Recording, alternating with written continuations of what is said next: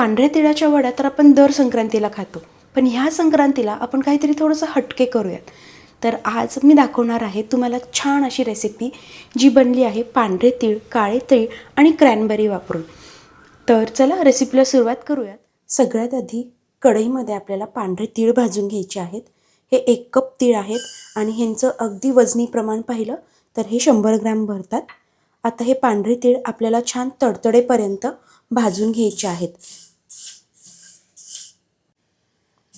हे पहा, तीळ असे छान खमंग भाजले गेले की आपल्याला हे काढून घ्यायचे आहेत. चला, पांढरे तीळ आपले भाजून झालेले आहेत.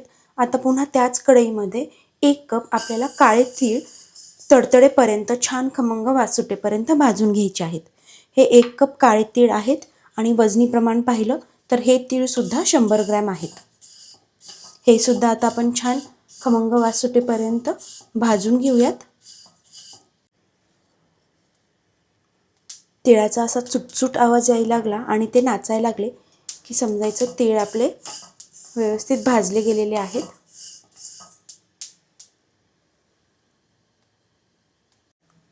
काळे तीळ भाजताना शक्यतो ह्यांचा रंग कळत नाही, रंगावरून कळत नाही हे भाजले गेले आहेत की नाहीत. त्याच्यामुळं खमंग वास आणि ह्यांच्या तडतडण्यावरून समजून घ्यायचं की तीळ आपले व्यवस्थित भाजले आहेत की नाहीत. आता तीळ इथे व्यवस्थित भाजून झालेले आहेत, हे आपण काढून घेऊयात.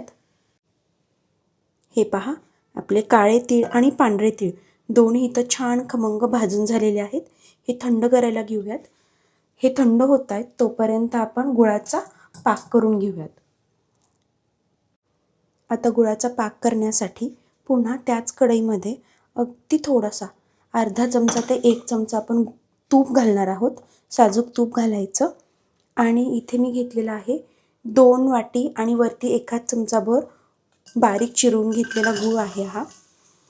आता गूळ आपल्याला छान इथे वितळून घ्यायचा आहे.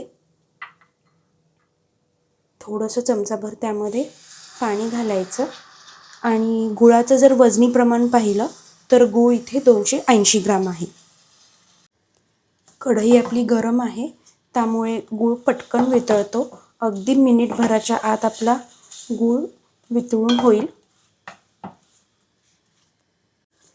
हे पहा, अगदी 1 मिनिट झाला की गूळ आपला पूर्णपणे वितळलेला आहे.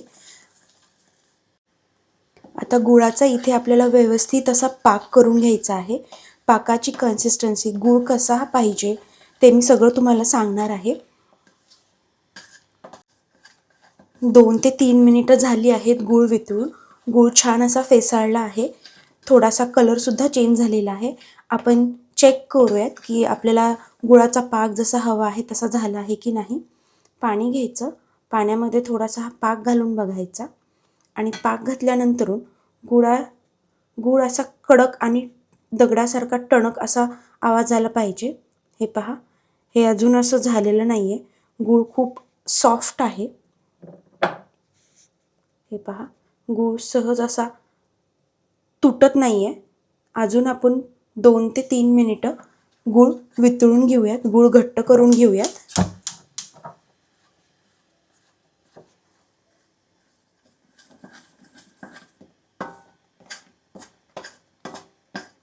गुळाला अजून थोडासा गडद रंग आलेला आहे आणि गूळ बऱ्यापैकी घट्टही झालेला आहे.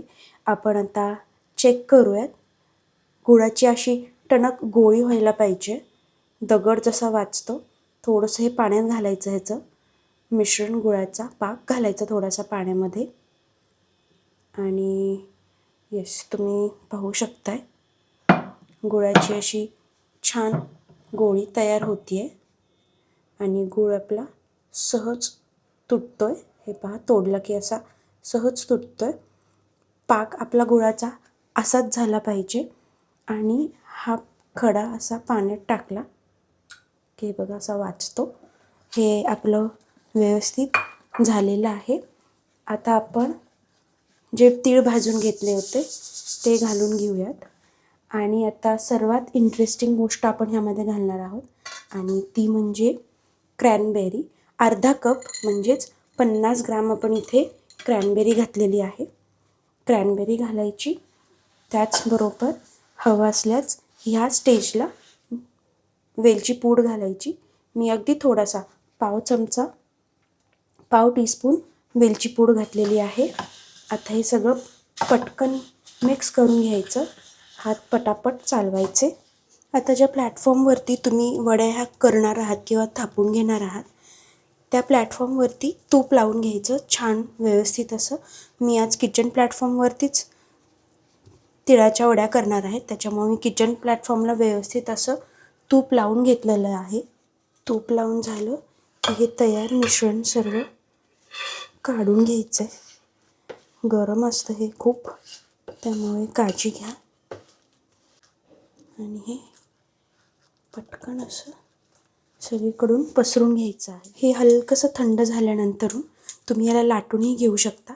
बेलण्याला व्यवस्थित सगळीकडे तूप लावून घ्यायचं आणि हे कितपत जाड किंवा कितपत तुम्हाला पातळ हवं आहे त्या हिशोबाने हे मस्तपैकी असं हे लाटून घ्यायचं. मिश्रण हलकंसं थंड होऊन द्यायचं. थोडंसं थंड झालं की हे लाटायला सोपं जातं.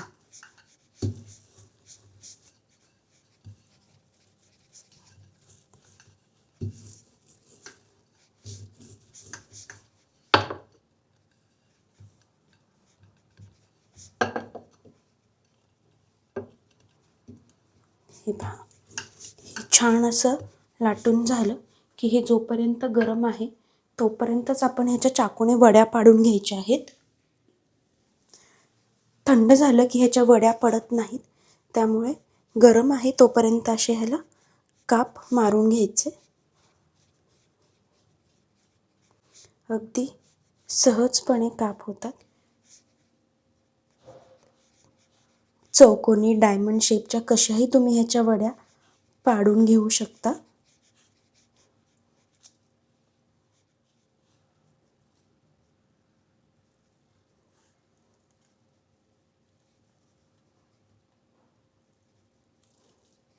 काप देऊन झाले की हे 10 ते 15 मिनटं हे असंच थंड करायला ठेवूयात. वड्या आपल्याला थंड झालेले आहेत. जे आपण काप करून घेतलं होतं त्यावरतीच पुन्हा एकदा चाकू फिरून किंवा धारदार उलटणं लावून वड्या आपल्याला अशा कट करून घ्यायच्या आहेत व्यवस्थित. अगदी सहज होतात. थोडासा दाब लागला की ह्या वड्या हे पहा सहज निघतात.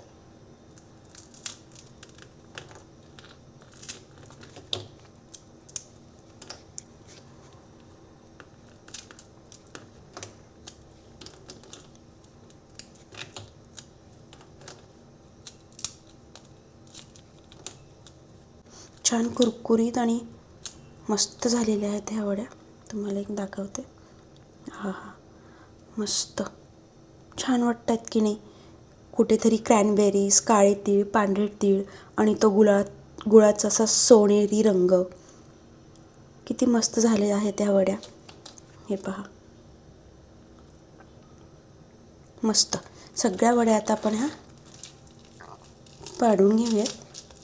अगदी सहज निघतात. काप जर व्यवस्थित केले तर हे पहा अगदी सहज ह्या वड्या तुटतात. चला सगळ्या वड्या काढून घेऊया. मस्तपैकी खमंग वास सुटला आहे पूर्ण किचनभर ह्या तिळांच्या वडींचा. काळे आणि पांढऱ्या तिळांची ती खमंग चव, गुळाचा गोडवा आणि तो क्रॅनबेरीचा कुठेतरी असा गोडसर आंबटपणा. खूप छान झाल्या आहेत ह्या चिक्क्या. तुम्ही नक्की ट्राय करून बघा. ह्या संक्रांतीला ही तिळाची वडी आहे तशी रेसिपी जर तुम्ही फॉलो केलीत तर पहिल्याच प्रयत्नात तुमची ह्या तिळाच्या वड्या अगदी छान आणि खमंग होतील. आणि आजची रेसिपी आवडली असेल तर चॅनलला लाईक करा, सबस्क्राईब करा आणि शेअर करायलाही विसरू नका. आजची रेसिपी कशी वाटली ते खाली कमेंट बॉक्समध्ये नक्की सांगा. पुन्हा भेटूया एका नवीन एपिसोडमध्ये. तोपर्यंत बाय.